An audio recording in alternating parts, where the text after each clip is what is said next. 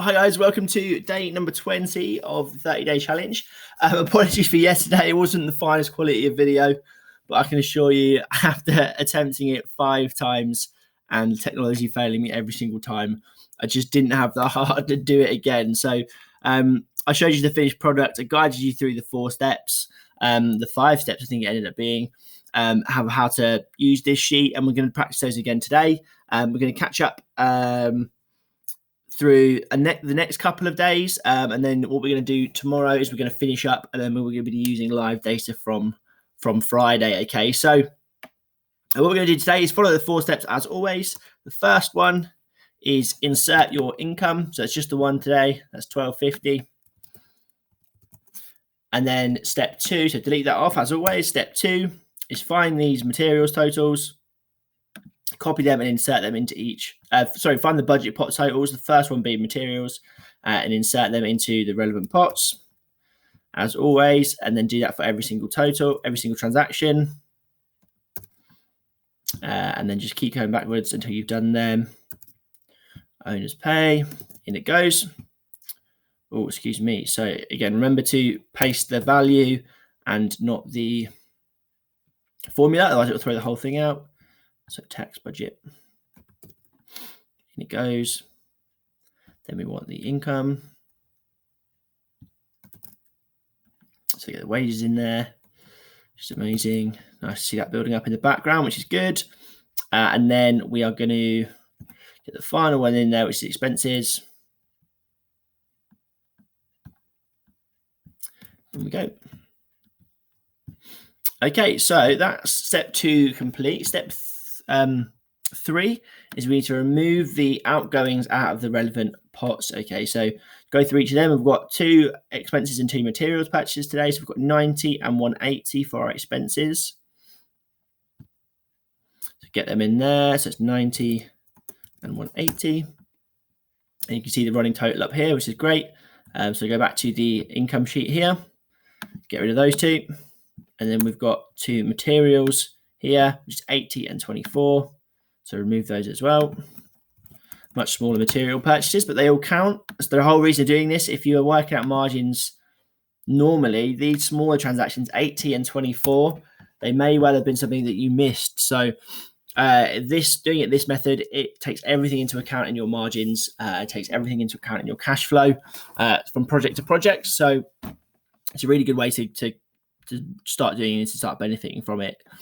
So step 4 is looking at your banking totals. Okay, so go into your bank account, move your money around so it reflects your totals that are reflected in your cash flow spreadsheet. So your money is put aside for the purposes that it needs to be.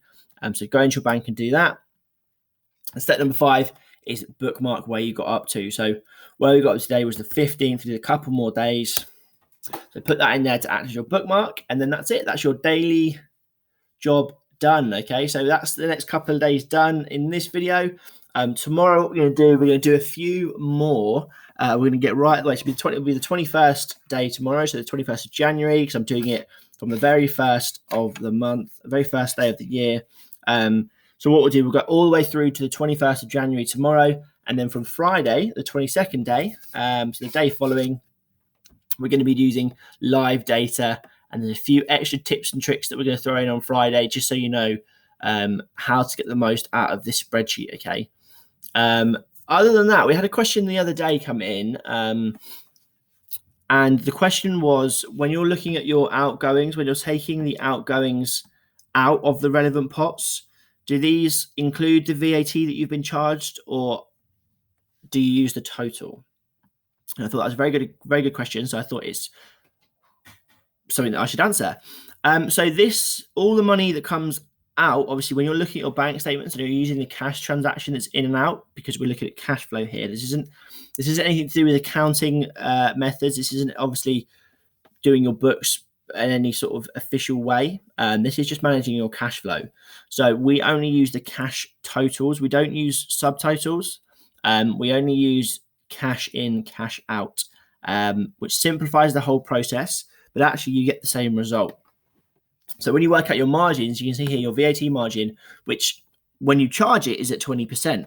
But obviously when you start reducing the material, when you start reducing your VAT bill or your VAT liabilities by spending on materials, by spending on expenses, because you've already effectively paid that VAT, we don't have to set as much aside as 20% for our VAT bill. So the reason we use whole totals and not subtotals is that your VAT liability is effectively built into your margins. If you spend according to these percentages, your VAT margins are going to work out roughly the same. So by adjusting your VAT margin down to like an annual average, you know that you don't have to put that full 20% aside. You know, if you spend in accordance with your margins, obviously that's going to come down and be reflective in there anyway. So we've already stepped that down.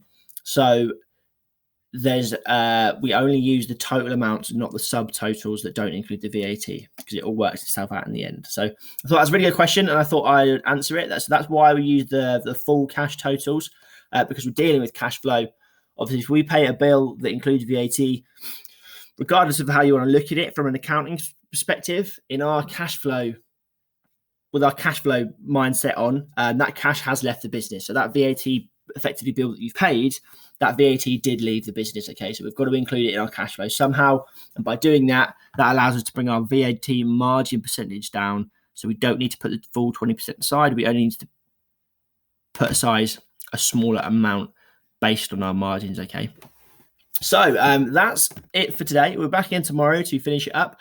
And then Friday is where the fun begins, where we're going to really sort of dive into these margins, start adjusting them, start making some changes, and start moving ourselves towards a more and more profitable earning company. Okay, so that's when the fun really starts. And then the following week on Monday, we're going to build out our final tool, which is the kind of crown jewel of this process. It really helps to make sure that your cash flow is going to be manageable and maintainable.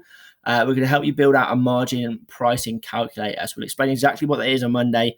But check back in for the next couple of days. We're going to round it out tomorrow by getting ourselves up to date. And then Friday, we're going to start adjusting some margins and adjusting some totals to really, really get a feel for how to use this tool. So as always, any questions, let me know. I'll attempt to answer them directly. And then I'll hopefully, if I think they're really good questions, I'll include them in the video and I'll answer them directly on video as well with a full explanation. Okay, so nice one, guys. That's it for today.